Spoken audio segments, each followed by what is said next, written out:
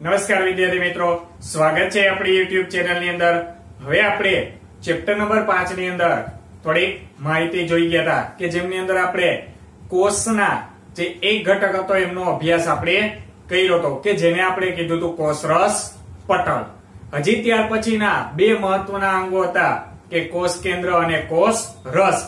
એ પહેલા આપણે જે કોષરસ પટલ અથવા તો કોષીય પટલ જોયું, એમની સાથે સાથે અમુક સજીવની અંદર એટલે કે વનસ્પતિના કોષોની અંદર એક બીજો પણ ભાગ આવેલો હોય છે જેને શું કહેવાય છે? કોષ દિવાલ કહે છે, કે જેનો આપણે પહેલા અભ્યાસ કરીએ ત્યાર પછી આપણે જોશું કે કોષ કેન્દ્ર।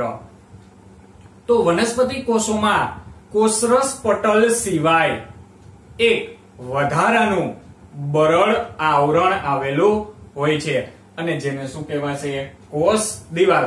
બધા કોષોની જેમ, સજીવના કોષોની જેમ એમાં કોષરસ પટલ તો છે જ, પરંતુ એ સિવાય એક વધારાનું બરડ એટલે કે મજબૂત શું આવેલું હોય છે? આવરણ આવેલું હોય છે કે વનસ્પતિ કોષોમાં કોષરસ પટલ સિવાય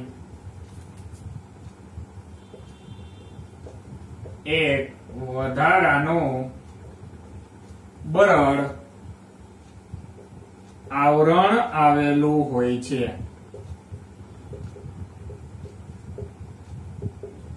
જેને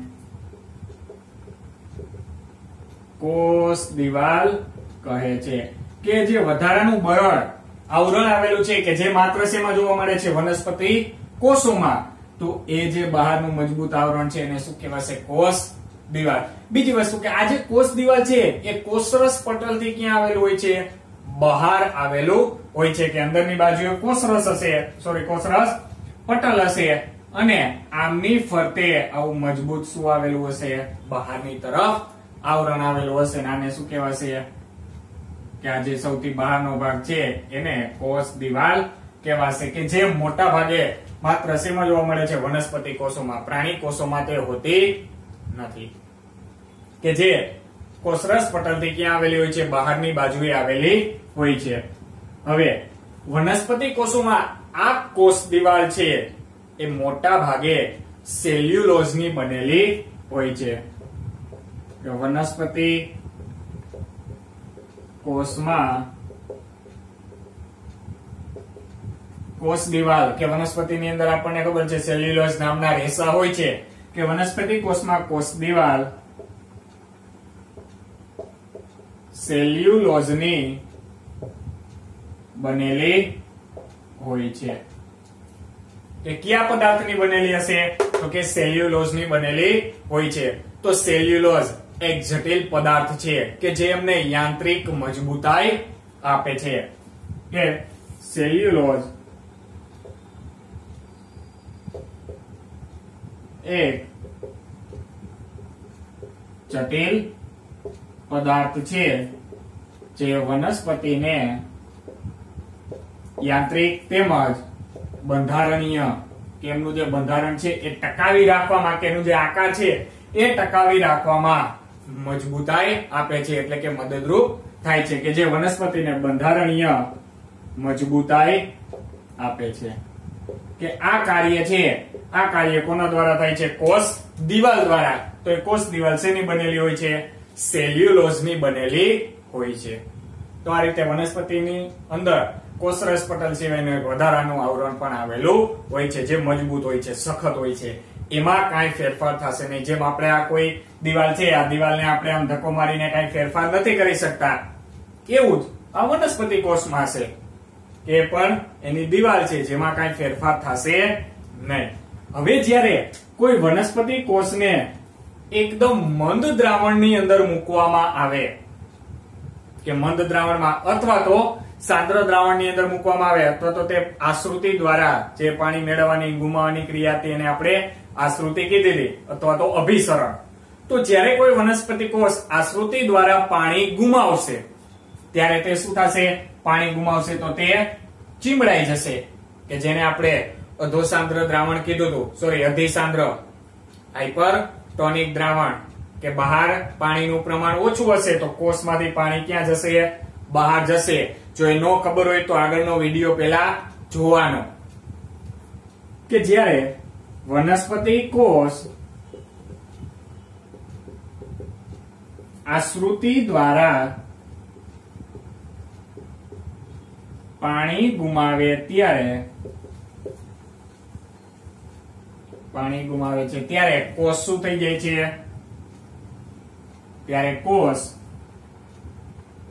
સંકોચન પામે છે. કે ત્યારે કોષ છે, કોષ શું થઈ જશે? સંકોચન પામશે, એટલે કે ચીમડાઈ જશે. અને ત્યારે આ જે કોષરસ છે કે આની અંદર જે દ્રવ્ય હોય છે એને કોષરસ કહેવાય છે. ત્યારે કોષરસ આ કોષ દિવાલ છે એ કોષ દિવાલથી શું થઈ જશે? જો અહીંયા આપણે આ જે પરિસ્થિતિ દર્શાવેલી છે ચીમડાઈ ગયેલી અવસ્થા છે કે ત્યારે આ જે કોષરસ પટલ છે એટલે કે આખો અંદરનો કોષ દિવાલની અંદર કોષ રહેલો છે કે જે આ વનસ્પતિની દિવાલથી શું થશે? દૂર વહી જશે. કારણ કે પાણી ગુમાવશે. ધારો કે આખી દિવાલ છે, કોષે પાણી ગુમાવ્યું એટલે કોષ અંદર સંકોચન પામશે. દિવાલ તો બરડ છે, મજબૂત, એ કઈ પોતાના સ્થાનમાંથી ક્યાંય જશે નહીં. તો ત્યારે કોષ સંકોચન પામે છે અને કોષરસ કોષ દિવાલથી દૂર જાય છે. ત્યારે આ કોષરસ છે, કોષરસ કોષ દિવાલથી શું થઈ જશે? જો અહીંયા આમ કેમ, નહીતર ફરતી બાજુએ દિવાલની સાથે હશે પરંતુ પાણી ગુમાવશે એટલે કોષથી દિવાલથી ક્યાં વહી જશે? દૂર. આ ઘટનાને, કઈ ઘટનાને? this ઘટનાને, આ ઘટનાને રસ સંકોચન શું કહેવાશે? કે રસ સંકોચન કહે છે. કેવું સંકોચન? તો કે રસ સંકોચન. કેરીનો રસ નહીં, પણ અહીંયા કોષરસ કે જે કોષ દિવાલથી દૂર જાય છે. તો આજે કોષરસના કોષ દિવાલથી દૂર જવાની જે ઘટના છે એને શું કહેવાશે? રસ સંકોચન. તો આ જે રસ સંકોચનની ઘટના છે એ માત્ર ને માત્ર જીવંત કોષોની અંદર જ જોવા મળશે. મૃત કોષોની અંદર જોવા મળશે નહીં. કે કોઈ પર્ણનું ડાયરેક્ટલી તમે હંગામી અસ્થાપન તૈયાર કરી અને જો તમે એની અંદર માઇક્રોસ્કોપની અંદર એનું અવલોકન કરશો તો તમને એમની અંદર રસ સંકોચન જોવા મળશે. એટલે કે એમની ઉપર તમારે અતિ સાંદ્ર દ્રાવણ મૂકવાનું છે. કારણ કે સાંદ્ર દ્રાવણ મૂકશો જેમાં પાણીનું પ્રમાણ ઓછું હશે એટલે કોષમાંથી પાણી શું થઈ જશે? બહાર આવશે. તો એ ઘટનાને તમે જોઈ શકશો. પરંતુ એ જ પર્ણને જો તમે ઉકળેલા પાણીની અંદર મૂકશો, થોડા સમય સુધી રાખશો એટલે એમના જે કોષો હશે એ ગરમ પાણીમાં બધા શું થઈ જશે? ડેડ, મૃત્યુ પામશે. પછી જો તમે એને સાંદ્ર દ્રાવણમાં કે મંદ દ્રાવણમાં કોઈ પણમાં મૂકશો તો એમાં કાંઈ પણ જાતનો ફેરફાર જોવા મળશે નહીં. એટલે આ જે રસ સંકોચનની ઘટના છે માત્ર ને માત્ર જીવંત કોષોમાં જ જોવા મળે છે, મૃત કોષોમાં જોવા મળતી નથી. હવે વનસ્પતિ કોષની કોષ દિવાલ તેમજ ફૂગ અથવા તો બેક્ટેરિયાની કોઈ પણ આવા કોષો છે કે પણ અમુક કોષ દિવાલ ધરાવે છે એમને જ્યારે તમે અતિ બાહ્ય મંદ દ્રાવણની અંદર મૂકવામાં આવશે કે સાંદ્ર દ્રાવણમાં મૂકવામાં આવશે ત્યારે તૂટી જતા નથી. પરંતુ જ્યારે મંદ દ્રાવણમાં મૂકવામાં આવશે કે મંદ દ્રાવણમાં પાણીનું પ્રમાણ વધુ હશે એટલે પાણી દ્રાવણમાંથી ક્યાં જશે? કોષમાં. તો કોષ શું થશે? ફૂલાશે. હવે જો વનસ્પતિનો કોષ ફૂલાશે, જો ચીમડાઈ જાય તો દિવાલથી દૂર જાય છે. હવે જો ફૂલાશે તો એ કઈ તરફ જશે? દિવાલ તરફ. તો એ પાણી મેળવશે તો એ દિવાલ ઉપર શું ઉત્પન્ન કરશે? દબાણ ઉત્પન્ન કરે છે. તો જેટલું દબાણ આ કોષરસ દિવાલ ઉપર કરે છે એટલું જ દબાણ દિવાલ કોના ઉપર કરશે? કોષ ઉપર કરે છે. તો જ્યારે વનસ્પતિ કોષ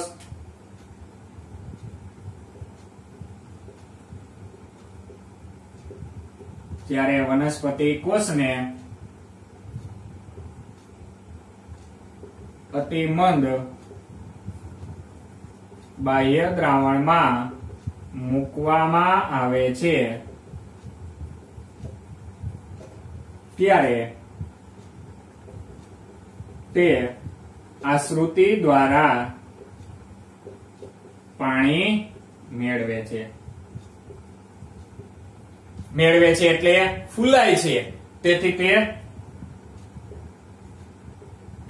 તે ફૂલાય છે અને કોષ દિવાલ પર દબાણ ઉત્પન્ન કરે છે. અને તે કોષ દિવાલ ઉપર શું કરશે? તો કે દબાણ ઉત્પન્ન કરશે. તો જેટલું દબાણ કોષરસ ઉત્પન્ન કરે છે એટલું જ દબાણ સામે કોણ આપશે? કોષ દિવાલ. કે એટલું જ દબાણ કોણ આપશે સામે? કોષ દિવાલ આપશે.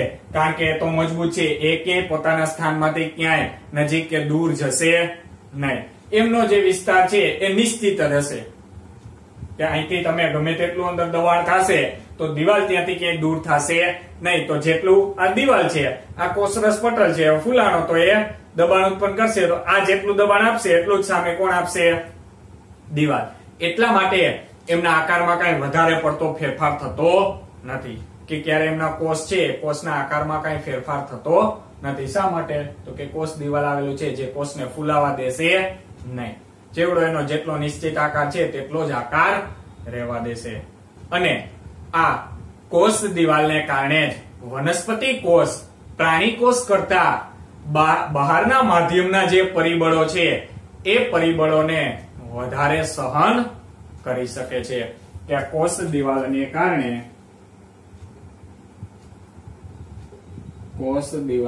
કારણે વનસ્પતિ કોષ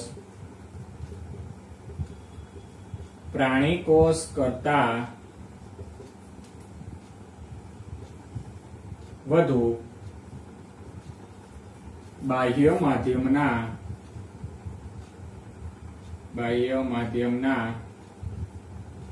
પરિબળોને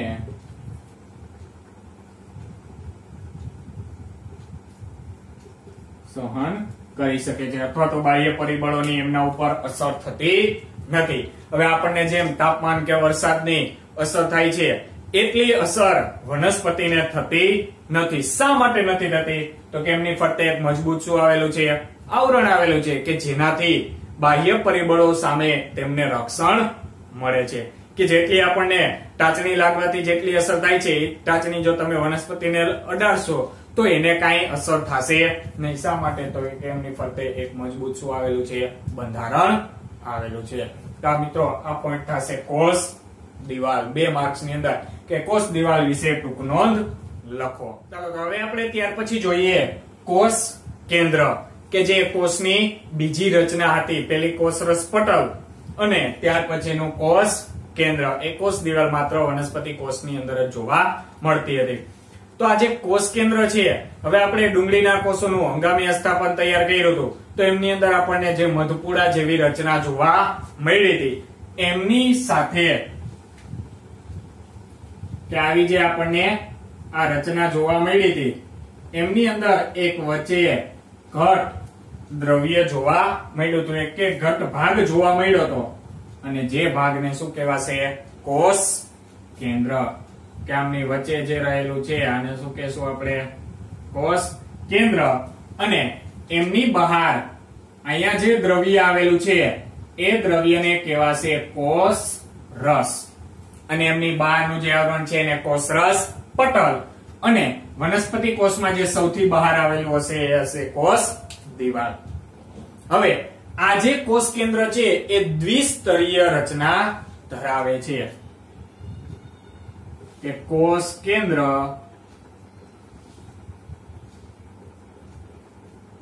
દ્વિસ્તરીય રચના ધરાવે છે, જેને કોષ કેન્દ્રીય પટલ કહે છે. કે જો કોષની બહાર હતું તેને આપણે કીધું હતું કોષરસ પટલ. હવે જે કોષ કેન્દ્રની ફરતે આવેલું છે એને શું કહેવાશે? કોષ કેન્દ્રીય પટલ. ખાસ યાદ રાખજો, જો કોષની ફરતે આવેલું હોય તો કોષરસ પટલ, અને કોષ કેન્દ્રની કે આ વચ્ચેનો જે ભાગ છે એ ભાગની ફરતે એટલે કે જેને કહેશું કોષ કેન્દ્ર, એમની ફરતે જો આવેલું હોય તો એને કહેવાશે કોષ કેન્દ્રીય પટલ.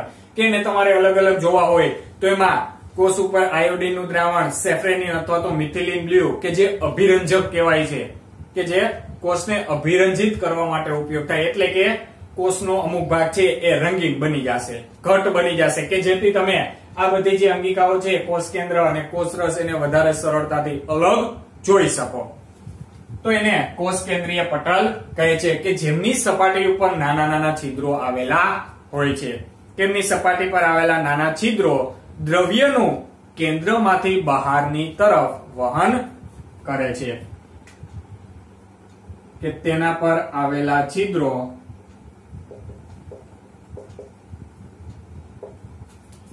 દ્રવ્યનું એટલે કે કોઈ પણ પદાર્થનું, દ્રવ્યનું કોષ કેન્દ્રની બહાર વહન કરે છે. કે કોષ કેન્દ્રની બહાર, હવે જો ડાયરેક્ટલી કોષમાંથી બહાર જતું નથી, અહીંયા જે પરિવહન થશે એ પરિવહન થઈ કોષ કેન્દ્રમાંથી ક્યાં આવશે? કોષ રસમાં. કે આ પરિવહન કઈ બાજુ દર્શાવે છે?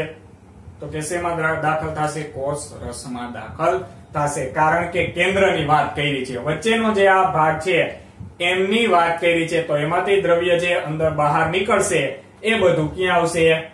કોષ રસમાં. કેમની સપાટી ઉપરના છિદ્રો છે એમના દ્વારા કોષ કેન્દ્રને કઈ જરૂર હશે, કારણ કે આ કોષ કેન્દ્ર એક મહત્વનું ઘટક છે કે જે કોષ વિભાજનની અંદર પ્રજનનની ક્રિયામાં બધે જ આ કોષ કેન્દ્ર છે મહત્વનો ભાગ ભજવે છે.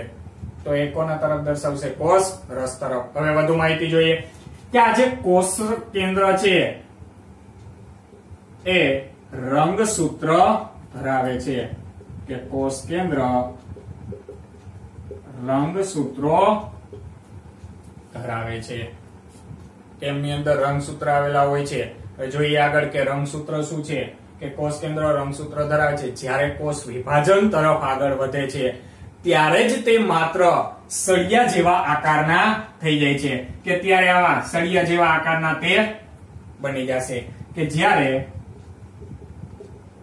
કોષ વિભાજન તરફ આગળ વધે છે ત્યારે જ તે માત્ર સળિયા જેવા, ત્યારે જ તે માત્ર સળિયા જેવા આકારના થઈ જાય છે, અથવા તો સળિયા જેવા આકારની રચના પ્રાપ્ત કરે છે. ક્યારે થશે? તો કે જ્યારે કોષનું વિભાજન થશે. એટલે કે કોષ વિભાજન તરફ, કે એક ભાગમાંથી, કે આ એક કોષ છે એમાંથી બે નવા કોષોનું નિર્માણ થશે ત્યારે. હવે આ જે રંગસૂત્ર છે એ રંગસૂત્ર ડીએનએ એટલે કે જે આનુવંશિક માહિતી છે એ આનુવંશિક માહિતી માટેના લક્ષણો ધરાવે છે. કે એક પેઢીની લાક્ષણિકતા છે એનું બીજી પેઢીમાં વહન કરે છે. કે આ રંગસૂત્ર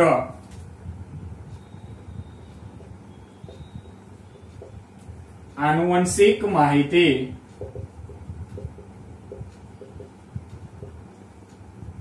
નું નિયમન કરે છે.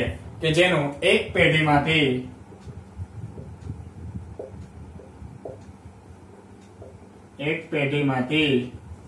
બીજી પેઢીમાં વહન કરે છે.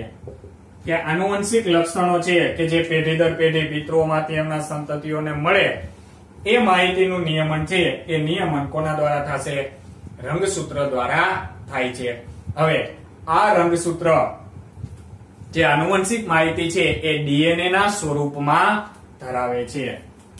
તે એટલે કે રંગસૂત્રો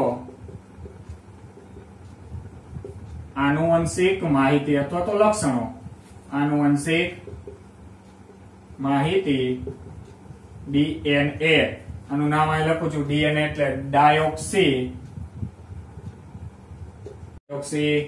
રિબો ન્યુક્લિક એસિડ. આ ડીએનએ નું પૂરું નામ છે. ડાયોક્સી રિબો ન્યુક્લિક એસિડ, કે ડી એટલે ડાયોક્સી રિબો, એન એટલે ન્યુક્લિક એસિડ છે ડીએનએ નું પૂરું નામ છે. કે રંગસૂત્રો આનુવંશિક માહિતી ડીએનએ ના સ્વરૂપમાં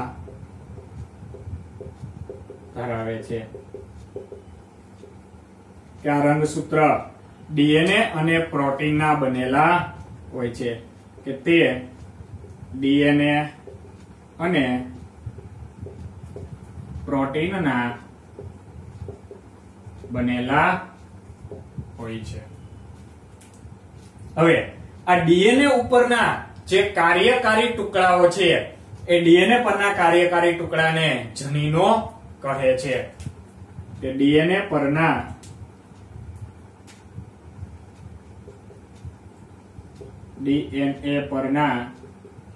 કાર્યકારી ટુકડાને જનીનો કહે છે. એટલા માટે આ જનીનોને આનુવંશિક વિદ્યાનું લક્ષણ કહેવામાં આવે છે, કે જે બધી જ આનુવંશિક માહિતી છે આ જનીનો દ્વારા વહન પામશે, કે જે કોના ઉપર આવેલા હશે, ડીએનએ ઉપર આવેલા હોય છે, કે જેનું કોષમાં વિભાજન થતું નથી, કે જેનું કોષમાં વિભાજન થતું નથી. કે આમનું વિભાજન છે એ વિભાજન થશે નહીં, કે આ જનીનોનું કઈ વિભાજન થતું નથી. કે જે આનુવંશિક માહિતી છે એ આનુવંશિક માહિતીને શું કરશે, એક પેઢીમાંથી બીજી પેઢીની અંદર વહન કરાવે છે. હવે જ્યારે સામાન્ય રીતે આ જે જનીનો છે એ રંગસૂત્રીય દ્રવ્યના સ્વરૂપમાં હોય છે, કે સામાન્ય રીતે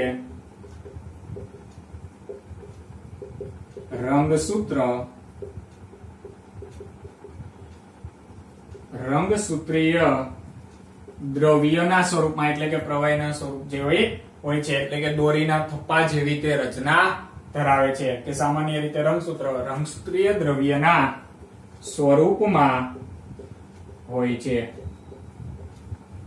કે જે દોરીની થપ્પી જેવી રચના ધરાવે છે. કે એ દોરીની થપ્પી જેવી રચના ધરાવશે. દોરીની થપ્પી જેવી રચના એટલે કયા રીતની, કે આમ દોરીને તમે આવી રીતે મૂકેલી હશે તો આવા સ્વરૂપમાં આ રંગસૂત્રીય દ્રવ્ય આવેલું હોય છે સામાન્ય અવસ્થામાં. હવે આગળ આપણે કીધું હતું કે જ્યારે તે વિભાજન પામે છે ત્યારે જ એ માત્ર સળિયા જેવા આકારના થઈ જાય છે. હવે છેલ્લે કે જ્યારે કોષ વિભાજન થાય છે, જ્યારે કોષ વિભાજન તરફ આગળ વધે છે ત્યારે રંગસૂત્રીય દ્રવ્ય, તો એમ લખીએ આપણે, ત્યારે રંગસૂત્રીય દ્રવ્ય રંગસૂત્રોમાં પરિણમે છે. કે ત્યાં સુધી એ કેવા સ્વરૂપે હશે, આ દોરીના થપ્પા જેવી રચનામાં. પછી એ શેમાં રૂપાંતરિત થશે, રંગસૂત્રમાં. રંગસૂત્રમાં એટલે કે કેવા આકારના થઈ જશે, સળિયા જેવા આકારની રચના પ્રાપ્ત કરે છે. તો આવું મિત્રો આ કોષ કેન્દ્રની અંદર હોય છે, કે જે કોષનો ખૂબ જ અગત્યનો ઘટક છે. હજુ આપણે તેની વધુ માહિતી જોઈએ. કે હવે આ જે કોષ કેન્દ્ર છે એ કોષ કેન્દ્ર કોષીય પ્રજનનની ક્રિયામાં પણ મહત્વનો ભાગ ભજવે છે. કે આ કોષ કેન્દ્ર તે કોષીય પ્રજનનની ક્રિયામાં પણ મહત્વનો ભાગ ભજવે છે. તે ક્રિયા, કઈ ક્રિયા, તો કે તે ક્રિયા કે જેના દ્વારા, કે જેમાં એક કોષનું વિભાજન થઈ, કે કઈ ક્રિયા, તો કે એક કોષનું વિભાજન થઈ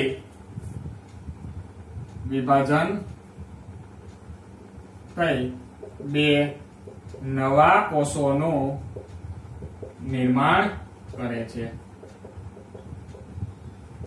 કે જેને કહેવાશે કોષ વિભાજન, કે પ્રજનનની ક્રિયા છે તો એમાં એક નવા કોષોમાંથી બે નવા કોષોનું શું થશે? નિર્માણ. એમની અંદર પણ આ કોષ કેન્દ્ર છે એ મુખ્ય ભૂમિકા, મહત્વની ક્રિયા કરે છે. આ નવા ઉત્પન્ન થયેલા કોષો છે એ પોષણ મેળવી અને રાસાયણિક પ્રક્રિયા દ્વારા ધીમે ધીમે એમનો શું થાય છે? વિકાસ થાય છે. હવે અમુક બેક્ટેરિયાઓ એવા છે કે જેમાં આ કોષ કેન્દ્રીય પટલ, કે જે કોની ફરતે આવેલું હતું? કોષ કેન્દ્રની ફરતે જે આવેલું હતું એમને આપણે કીધું હતું કોષ કેન્દ્રીય પટલ, કે જેમાં આ કોષ કેન્દ્રીય પટલ છે એ સુનિશ્ચિત કે હોતું નથી. કેમનો? તમે કોષ કેન્દ્રીય પટલ એટલે કે કોષનું આ જે ભાગ છે કોષ કેન્દ્રનો, એને તમે વ્યવસ્થિત રીતે જોઈ શકતા નથી, એટલે કે અભાવ હોય છે. કે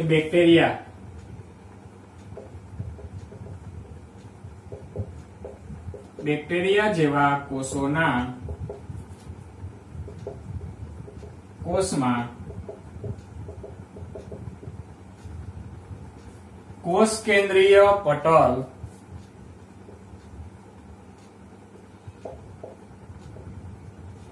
વ્યવસ્થિત હોતું નથી. કેમાં કોષ કેન્દ્ર છે, કોષ કેન્દ્ર અસ્પષ્ટ હોય છે, કે તમે સ્પષ્ટ જેમ આ પ્રાણીઓના કોષોમાં જોઈ શકો છો એવું આ બેક્ટેરિયાના કોષોમાં તમે જોઈ શકતા નથી. કે આ જે અસ્પષ્ટ કોષ કેન્દ્રીય પટલ છે એ માત્ર ને માત્ર ન્યુક્લિક એસિડ ધરાવે છે, જેને ન્યુક્લિયોઇડ તરીકે ઓળખવામાં આવે છે.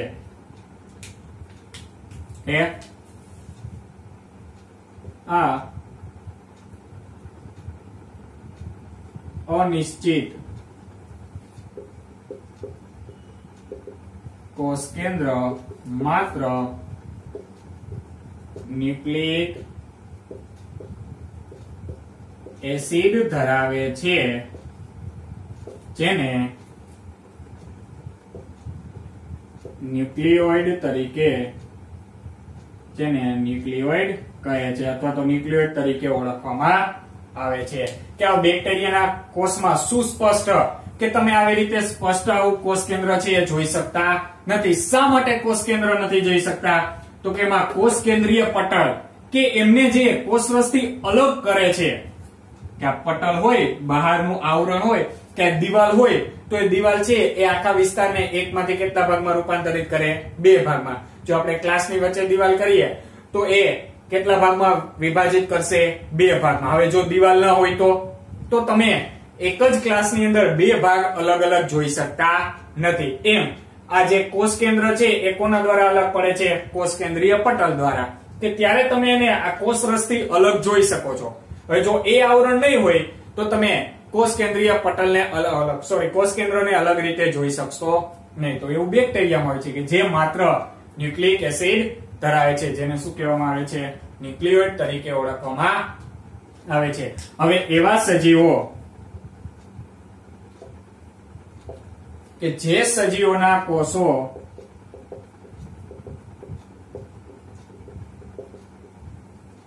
કોષ કેન્દ્રીય પટલ ધરાવતા નથી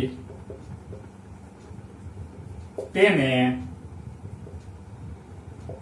આદિકોષ કેન્દ્રીય સજીવો અથવા તો આદિકોષ કેન્દ્રીય કોષો કહે છે.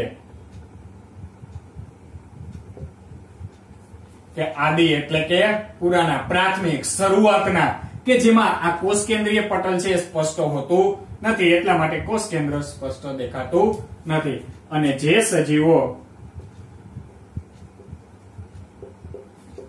જે સજીવોના કોષો સ્પષ્ટ કોષ કેન્દ્રીય પટલ ધરાવે છે તેને સુકોષ કેન્દ્રીય કોષો કહે છે, અથવા તો સુકોષ કેન્દ્રીય સજીવો કહેવાશે. કે જેમાં કોષ કેન્દ્રીય પટલ નહીં હોય અથવા તો કોષ કેન્દ્ર પટલ નથી એટલે કોષ કેન્દ્ર દેખાશે નહીં, તેમને આદિકોષ કેન્દ્રીય કોષો. અને જેમાં આ કોષ કેન્દ્રીય પટલ હશે તેને શું કહેવાશે? સુકોષ કેન્દ્રીય કોષો કહે છે. તો આ બે પ્રકાર થયા, આદિકોષ કેન્દ્રીય સજીવો અને સુકોષ કેન્દ્રીય સજીવો. તો આમ આવા જે આદિકોષ કેન્દ્રીય સજીવો છે, હવે આ જે કોષરસનો ભાગ છે, આ કોષરસની અંદર હજુ પણ વધુ અંગિકાઓ આવેલી હોય છે કે કોષ કેન્દ્ર તો છે, એમની સિવાય પણ આટલા વિસ્તારની અંદર ઘણી બધી કોષીય અંગિકાઓ આવેલી હોય છે કે જે પોતાનું ચોક્કસ કાર્ય કરે છે, કે જે આવા આદિકોષ કેન્દ્રીય કોષોમાં હોતી નથી. કે આવી અંગિકાઓ છે એ પટલ ધરાવે, આવરણ ધરાવે, કે આવરણ હોય તો જ તમે જો અહીંયા આ ભાગ છે એમનું વિસ્તાર છે એ નક્કી કરી નાખ્યો, આપણે આનો નક્કી કરી નાખ્યો, અહીંયા આનો નક્કી કરી, એટલે જો ત્રણેય એકબીજાથી શું થયા, અલગ થયા. હવે ધારો કે આમની ફરતેનો આ ભાગ આપણે ન કર્યો હોય તો શું થશે, અહીંથી આપણે આને અલગ જોઈ શકીશું નહીં. તો એ માત્ર કોના દ્વારા થશે, તો કે પટલ દ્વારા. પટલ એટલે પડદાઓ દ્વારા આ બધી શું થયેલી હોય છે, અલગ પડેલી હોય છે. કે આદિકોષ કેન્દ્રીય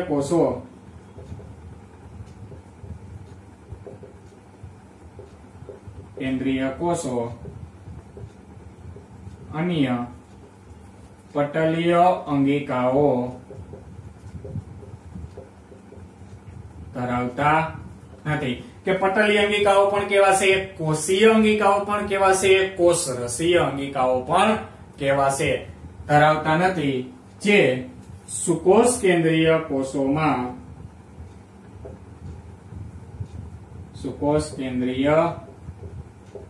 કોષોમાં જોવા મળે છે. પરંતુ આદિકોષ કેન્દ્રીય કોષોની અંદર આવા કોઈ પણ પ્રકારની અંગિકાઓ છે એ અંગિકાઓ આવેલી હોતી નથી. તો આ કોષ કેન્દ્રના આધારે સજીવોના કેટલા પ્રકાર પડ્યા, બે પ્રકાર, આદિકોષ કેન્દ્રીય અને સુકોષ કેન્દ્રીય. જો સ્પષ્ટ કોષ કેન્દ્ર ધરાવે તો સુકોષ કેન્દ્રીય, અને જો અસ્પષ્ટ હોય, તમે ક્લિયર જોઈ ન શકતા હોય, ક્યાંય કોષ કેન્દ્ર છે આવું તમે જોઈ ન શકતા હોય, તો એવા સજીવોને, એવા કોષોને કેવા કહેવાશે, આદિકોષ કેન્દ્રીય કોષો કહે છે. હવે આના પછીના વિડીયોની અંદર આપણે ત્યાર પછીનો કોષનો મહત્વનો ઘટક જે ત્રીજો ભાગ હતો, કે અહીંયા જે આપણે દર્શાવ્યું છે કોષરસ, તેમના વિશેનો અભ્યાસ કરીશું. અને અન્ય આવી જે આ કોષીય અંગિકાઓ કીધી અથવા તો પટલીય અંગિકાઓ, એમને બીજું શું કહેવાશે, કોષની અંદર આવેલી કોષીય અંગિકા પણ કહેવાશે, અથવા તો કોષરસીય અંગિકા પણ કહેવામાં આવે છે, કારણ કે કોષરસની અંદર આવેલી હોય છે. તો જેનો આપણે અભ્યાસ કરીશું. Thank you very much.